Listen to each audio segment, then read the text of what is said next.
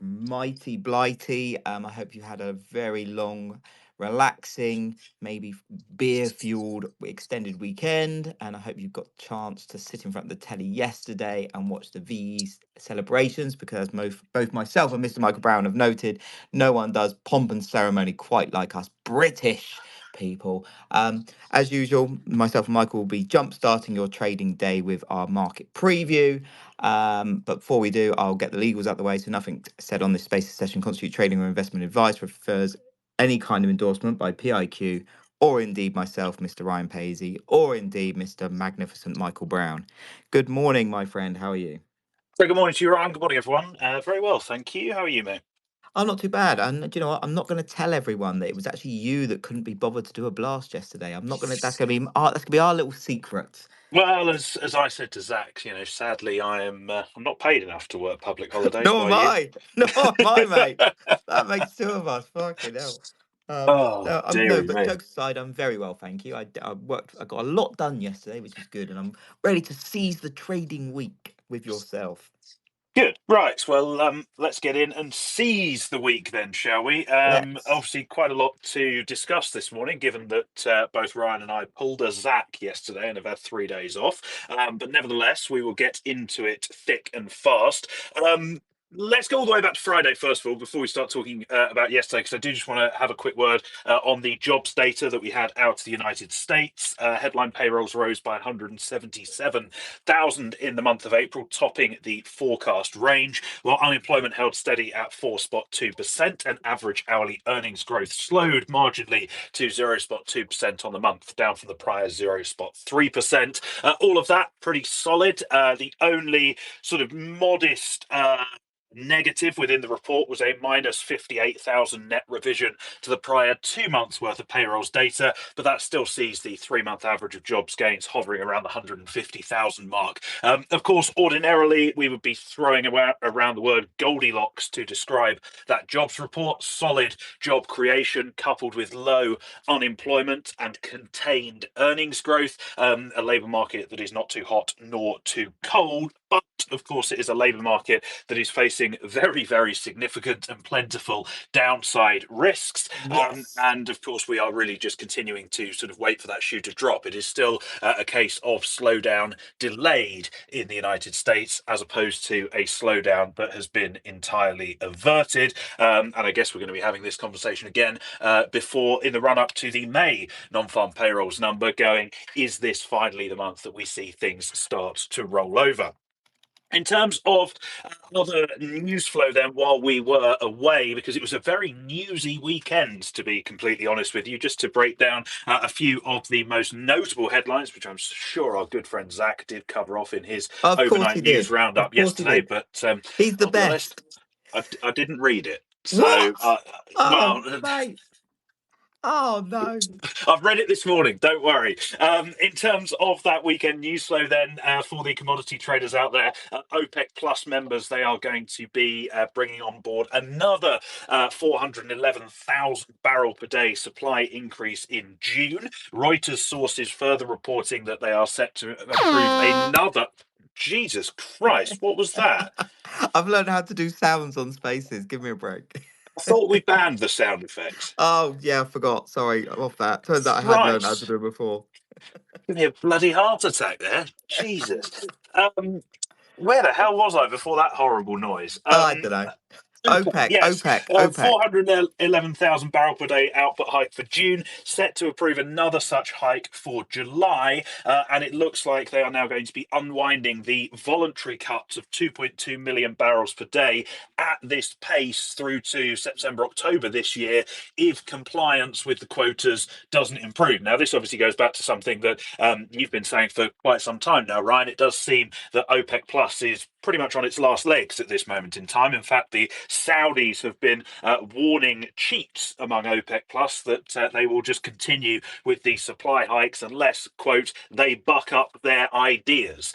So it very much does seem as if not only the OPEC Plus alliance, if we use that term loosely, is on very, very shaky ground Yeah. indeed. It is also a case of this sort of war for market share continuing, but I think that's going to be a battle that sort of has three sides now. Obviously, shale in the United States, the original OPEC grouping, and then everyone else: Russia, Yeah. Kazakhstan. Oh, are you still there?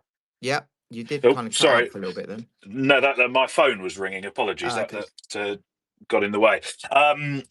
Yes, so that is the OPEC story. We obviously saw crude take a leg lower yesterday, down by about Just 2% or so.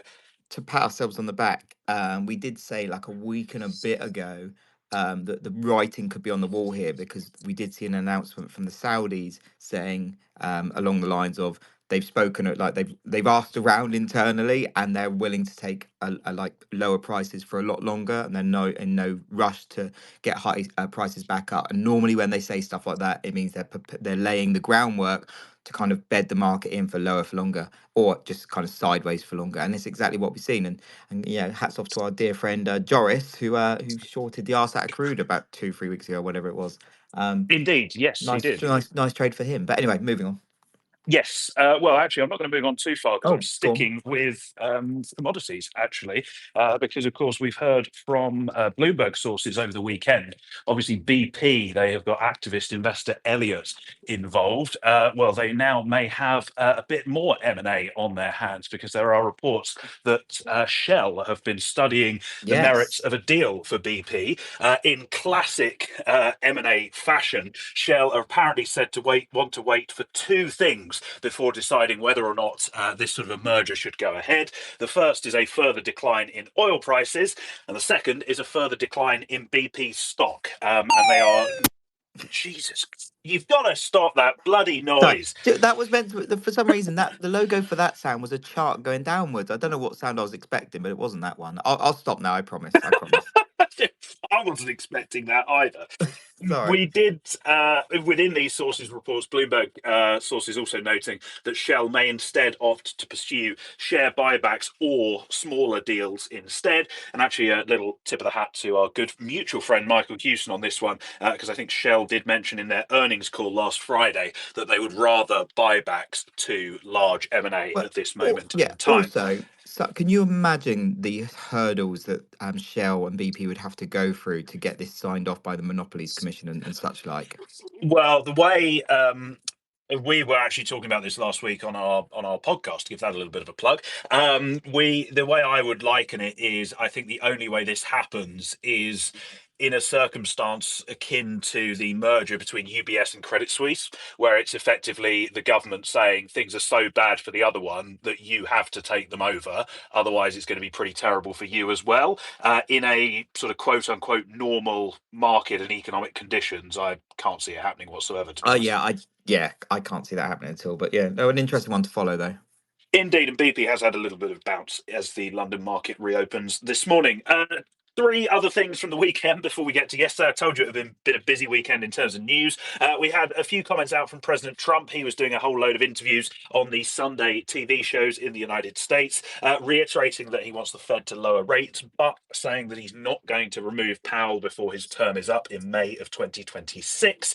He also said that a third term, as in a third presidential term, not a third term for Powell, is not something that Trump is looking to do. And then on trade, he was saying that a trade deal with China has to be fair, that the option is still there to make some tariffs permanent, etc., etc., etc. All very familiar rhetoric from the Orange Man in Washington, D.C. Sticking with weekend political developments down in Australia, the incumbent Labour Party G'day, won. mate.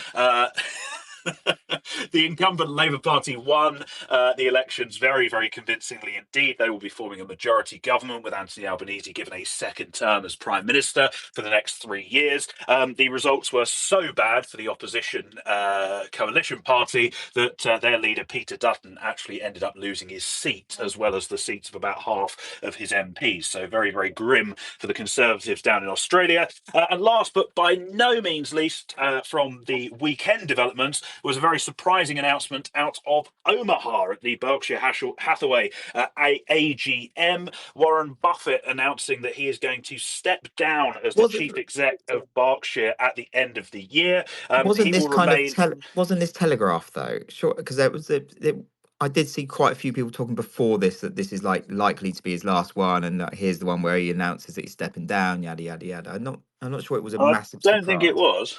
Oh, really? Well, maybe I was just following people that were kind of guessing at it, but there was a few people that I was To be following that. honest, Go on. I think people have been saying since about Oh, yeah, 2005 true. that this is Yeah, going to be maybe. his Yeah, last one. And maybe it's confirmation if bias.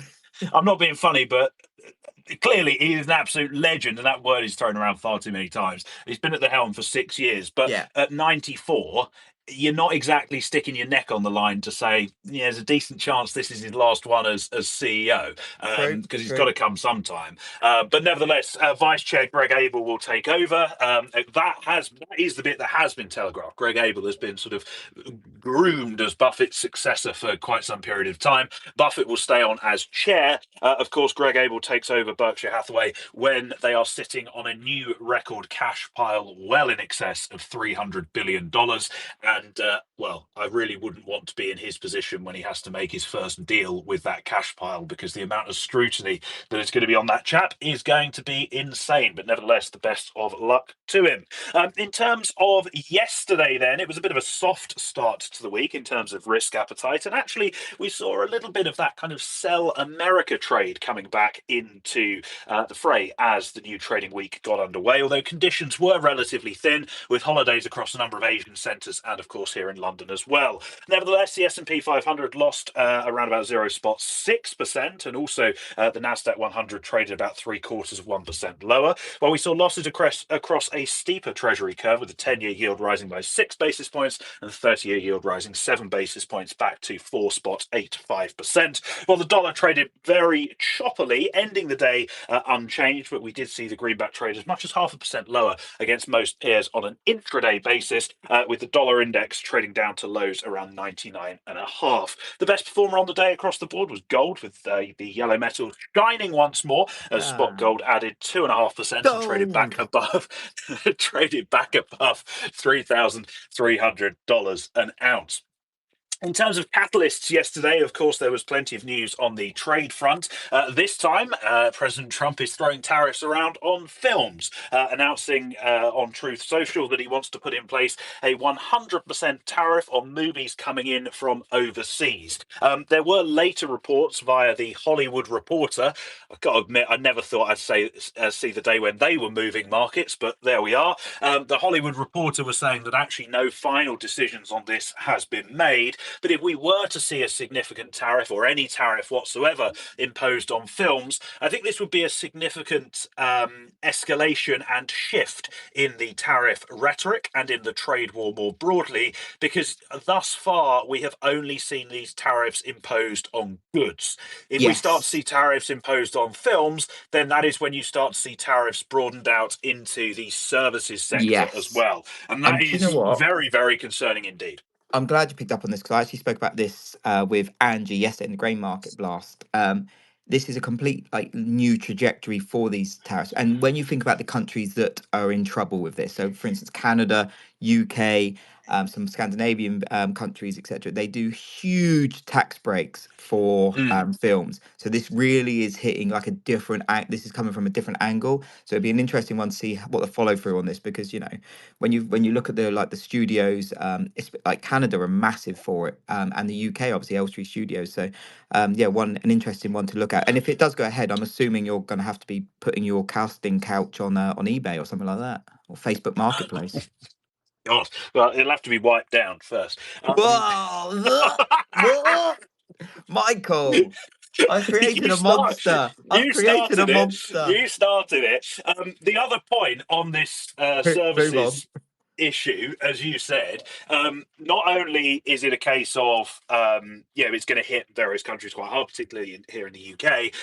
You've got to also remember that the US is a massive net exporter of services. So if we start to see potential retaliatory measures also targeting the services sector, then that is a whole different kettle of fish and another major headwind that the Indeed. US economy might have to deal with. Sticking with trade, we heard from Treasury Secretary Scott Bessent yesterday. I'm getting so bored of this. He was saying that they are very close to some deals on trade. Maybe they will come as early as this week. We could see China progress in the coming weeks. Yeah, just come back to us when there is some progress, mate, because we're all bored as hell of this nonsense right now.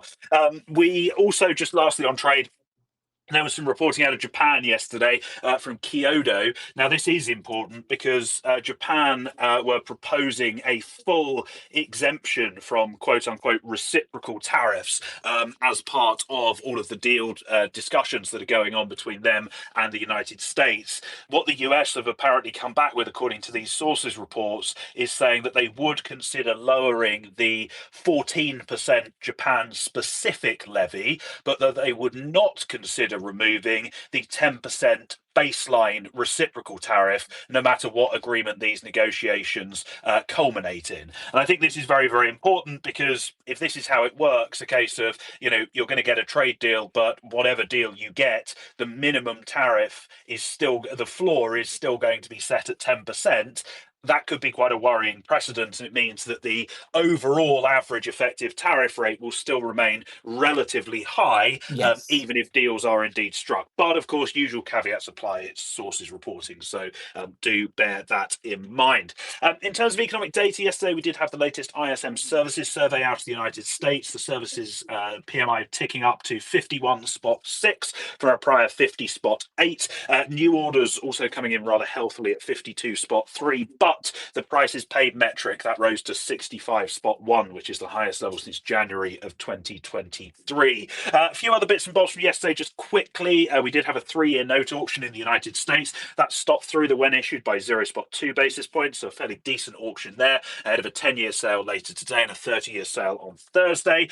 We also have reports that the EU, they are to propose banning Russian gas imports by the end of 2027. No rush there. Apple, they are kicking off a 4-part dollar corporate bond sale, 3, 5, 7, and 10 Oh, year. just quickly on that, on Oh, go this on. on this Apple bond sale, as I can't remember who noted it, but they were right on Twitter yesterday that Apple have a history of timing these bond sales very well when we see like policy shifts and stuff like that. So definitely another thing to add to the mix in when you're kind of contemplating whether or not we're going to get rate cuts and at what speed and stuff. Apples tend to be very shit hot when they issue bonds. You do indeed. Also, I wager that a fair few people out there are saying that's probably a safer bet than treasuries right now, to be completely honest Yeah, with you.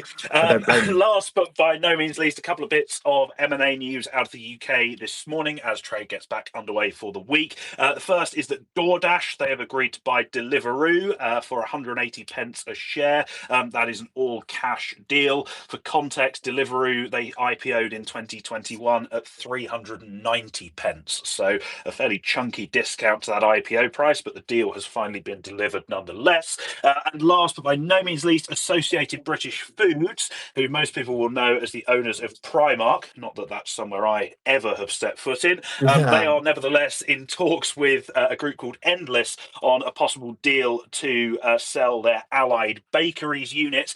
Allied Bakeries will be familiar to people as they are the unit behind Kingsmill, and I guess you could say that the possibilities of that deal are absolutely endless.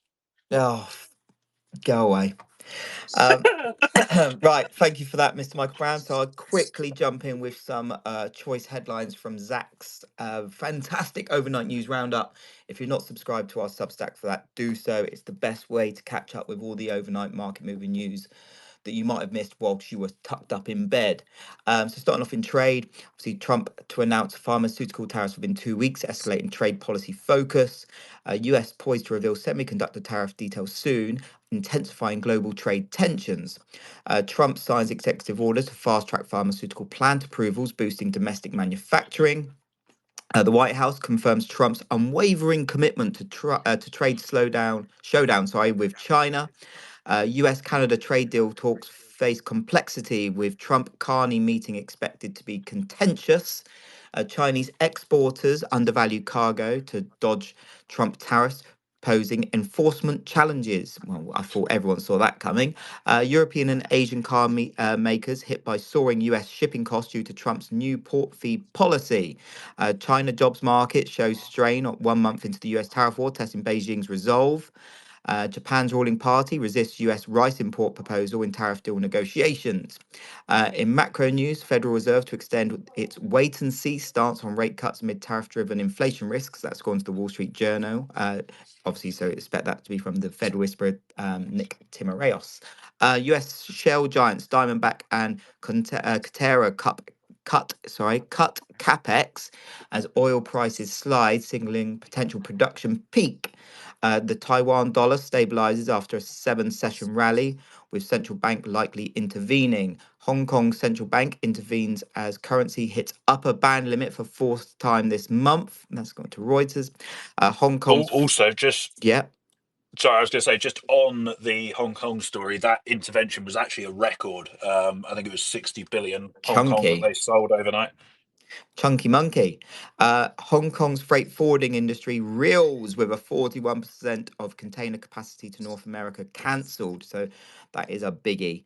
China's trade flows rise despite US tariffs, but economic slowdown looms as trade war intensifies. The EU is to ban, as Michael rightly said just now, the EU is looking to ban Russian gas deals by year end. So that's the actual new deals being in place by year end, but phasing out the existing contracts by 2027. So they are looking to move a little bit faster than perhaps they usually do. But again, the proof is in the pudding with the EU. Um, It's also a very low bar with them, isn't it? it is very much so. Sticking with the EU, they are to propose easier work access for UK professionals, recognising qualifications like lawyers. Oh, how the tables have turned. You can have our lawyers, to be fair, except my one. Quick move on. Oh no. Thailand's inflation turns negative, giving central bank room to cut rates amid trade war impact.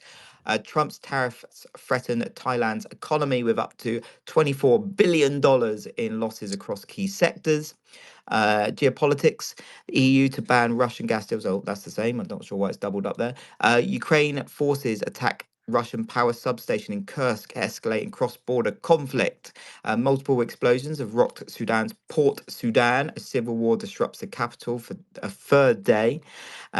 And finally, on geopolitics, Israeli airstrikes hit Yemen's port after Houthi missile targets near Israel's airport over the weekend. Just on that as well, Netanyahu did say yesterday that not only would he be targeting Houthis, but also their paymasters, i.e., the Iranians. So, one to definitely keep an eye on that front. And finally, for me, some equity headlines. Palantir raises full year outlook on strong AI demand, but shares slip in after hours trading. Ford's Has profits, anyone worked out what they actually do yet? the computers. That's as much as I got. That's as much as I got. Um, Ford's profit hit by production halts and EV losses, suspends guidance due to a $1.5 billion tariff costs. Ford warns of disruptions from China's rare earth mineral export curbs amid US trade war. See, that's a headline that's not getting as much interest as I thought it would. I think it's got to be about a month ago now. We were told that China is actually severely limiting or even banning rare earth mineral exports. Mm. Um, we mentioned it on the show. We said it, potentially has quite a big impact because I think mainly because it's been drowned out with all the tariff headlines.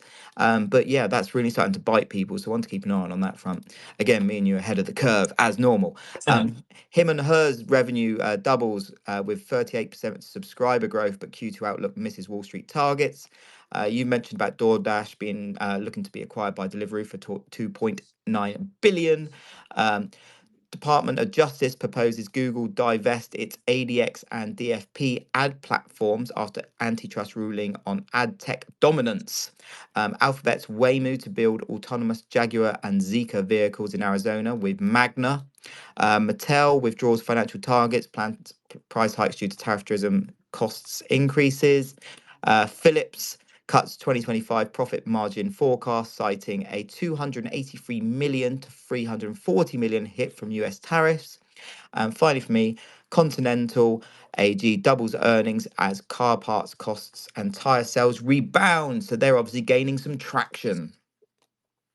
Oh dearie me! Sorry, I was Hey. I was slightly distracted from your pun by a picture of our good friend Paul in a swimming pool, which I wasn't expecting to see at 9 o'clock this Yeah, morning. yeah, But no, I unzipped. I'm not going to lie. no, Uh, no. Oh, God, right, right. moving Well, on. let's move Back to you in very the swiftly studio. on from that. Yes, indeed. Thank you, Ryan. In terms of today, then, well, we'll go through today and we'll also just have a quick look at the week ahead. A relatively light data docket today, in all Thank God. honesty. We do have final services PMI figures out of both the Eurozone, I should say, and the United Kingdom at 9 and 9:30 respectively. Then at 10 o'clock this morning, we have PPI data out of the Eurozone. We also have, really nothing apart from a few trade figures in the US session. We do have 10-year supply out of the States at 6 o'clock, a $42 billion auction, and then some jobs data out of New Zealand overnight. In terms of the remainder of the week, it is a pretty busy one in terms of policy decisions. Of course, we are due to hear from the FOMC tomorrow. It is pretty much a given that the Fed will hold the target range for the Fed funds rate steady between 4.25% and 4.5%. Money markets pricing the next 25 basis point cut by July, and pricing about three full 25 basis point cuts by year end. You'd expect the Fed to acknowledge the increasing downside growth risks, but also upside inflation risks, although very much still in wait and see mode for the time being. Then moving to Thursday, we have a policy decision from Sweden. The Riksbank are due to hold rates steady at 2.25%. The Norges Bank in Norway, they are also due to hold rates steady at 4.5%. And then we also have a decision due from the Bank of England, the old lady at Threadneedle Street just down the road. We are expecting a 25 basis point cut from the MPC.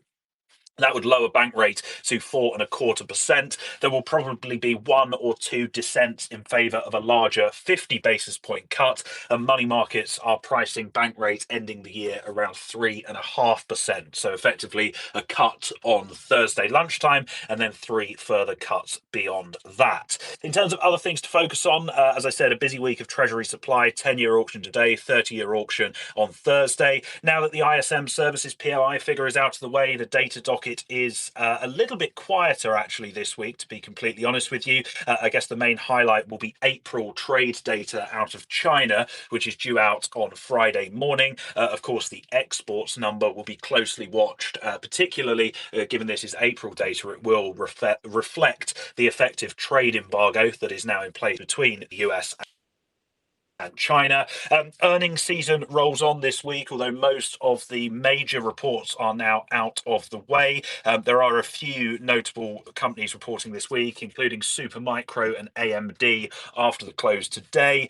Before the open tomorrow, we hear from Uber and from Disney. After the close tomorrow, from Arm Holdings. Before the open on Thursday, from Peloton. After the close on Thursday, from Coinbase. And last but by no means least, in slightly pessimistic news, I should say, the Fed's blackout period comes to an end on Friday, and boy, are they set to make the most of it, with Williams, Barr, Kugler, Goolsby, and Waller all set to speak before the week is if out. you're not speaking, are you really on the FOMC? Well, exactly. And of course, besides all of those scheduled risk events, there are plenty of unscheduled risks that could also pop up on the horizon, including the potential for plenty of trade headlines and, of course, all of the geopolitical developments that Ryan mentioned. And we may get a new pope at some point And this it won't week be as Trump. well. So, Ryan, congratulations in advance if that Can you proves to be you. imagine? Can you imagine? To be honest, I can't even step foot in churches. I get a really unnerving feeling when I walk into a church. I'm sure there's a reason for that, but which we won't go into. But yeah. I mean, I reckon you would have to spend about 3 decades in a confession box, to be honest. What do you mean? I'm a choir boy. Oh, no. Oh God! Right, moving on. Right, Michael. Thank you so much for that, listeners. Thank you so much. Whatever you're doing today, stay safe. I'm going to try and wrap this up as quickly as possible. Tune in tomorrow. We love you lots. Goodbye.